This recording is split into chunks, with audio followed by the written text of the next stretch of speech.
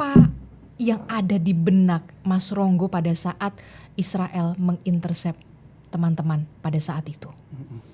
Ya yang kepikiran sih ditangkap dan akan ditahan sama Israel gitu, tentara Israel.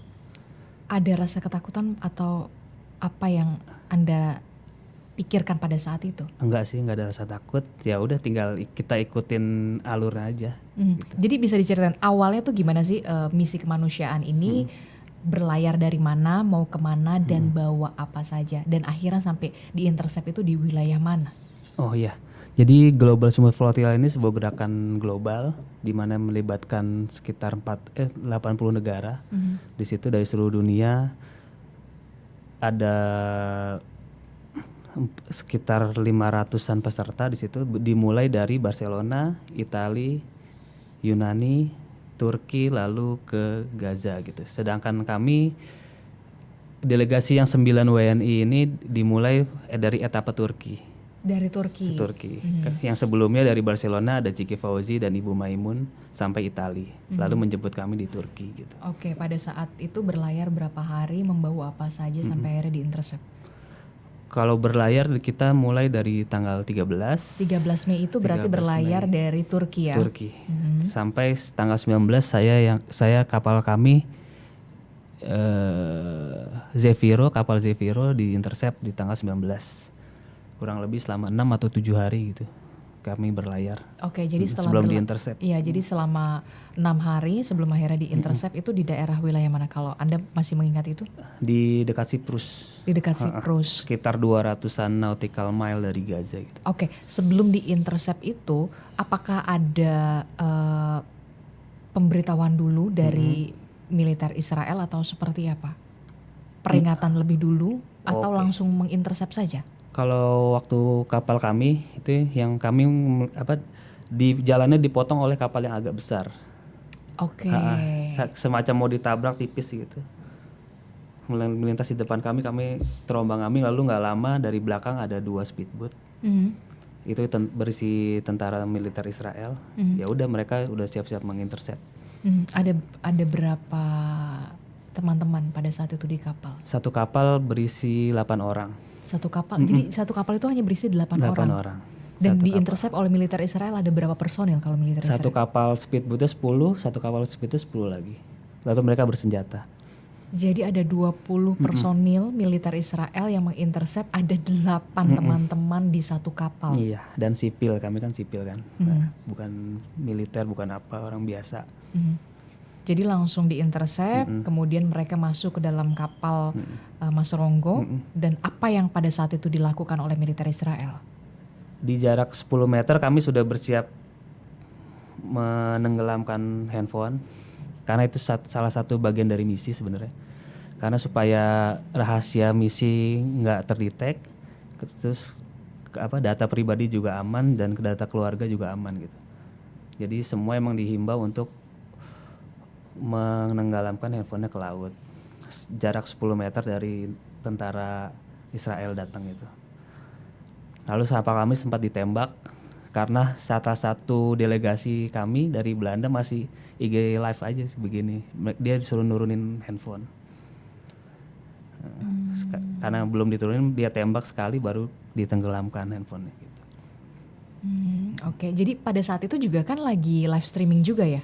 Live streaming iya, seluruh kapal di GSF di live streamingkan oleh GSF di Turki gitu, dari officialnya semua di live streaming, terus trackernya nyala gitu.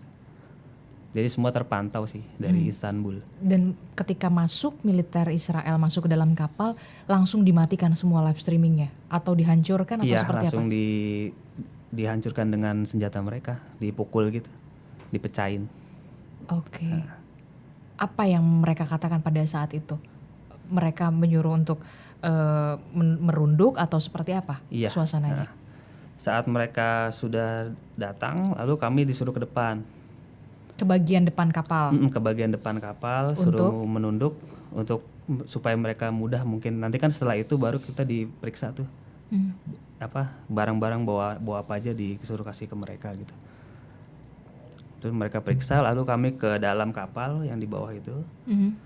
Lalu di situ ya dipakai talitis gitu, kayak di borgol tapi pakai talitis yang besar gitu. Lalu kami dikeluarkan, nggak lama dikeluarkan, pindahkan ke speedboat, lalu dipindahkan ke kapal militer.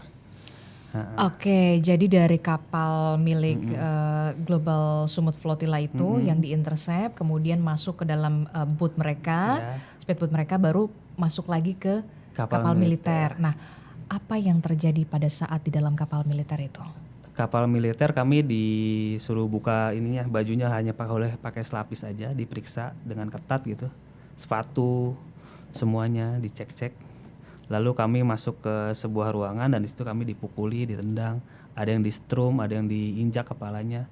Lalu kami beralih ke sebuah tahanan di kapal.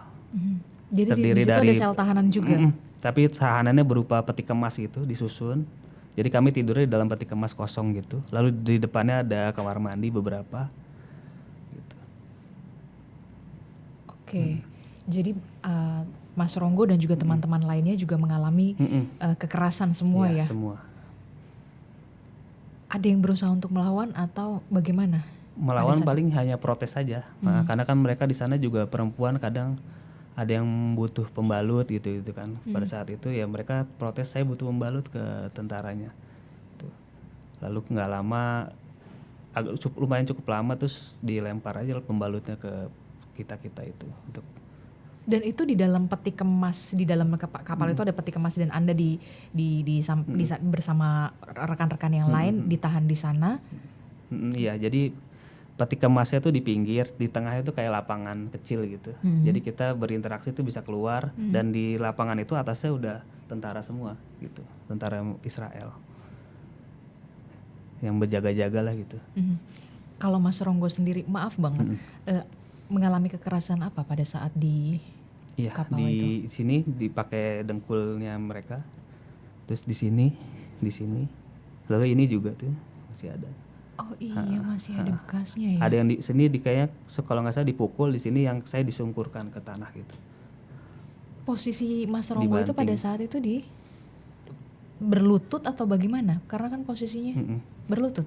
Iya, kalau yang di sini tuh waktu di kapal militer, terus turun, kan kita transit dulu tuh sebelum ke migrasi mereka. Nah itu di pas transit itu dipukul-pukul lagi, lalu disungkurkan gitu, suruh sujud itu, suruh sujud itu yang begini. Posisi sujud itu kan. Iya, yang banyak beredar videonya. Dan itu memang benar adanya. Iya. Dan itu lama, selama 3 jam kita begini. Selama 3 jam? Kayak sujud itu sampai tangan kadang mati rasa, dengkul mati rasa gitu. Selama ditahan di kapal militer itu, diberi makanan, minuman?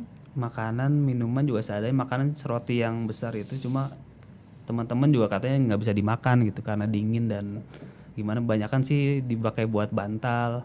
Lalu kalau ada teman-teman yang patah sininya, dipakai buat lapisan gip gitu. Karena kita ada medis juga ya, jadi mereka ngerti gitu. Jadi rotinya jarang yang dimakan sih. Banyak yang ngelakuin hunger strike saat itu. Kalau minum ya seperlunya, sisanya untuk wudhu.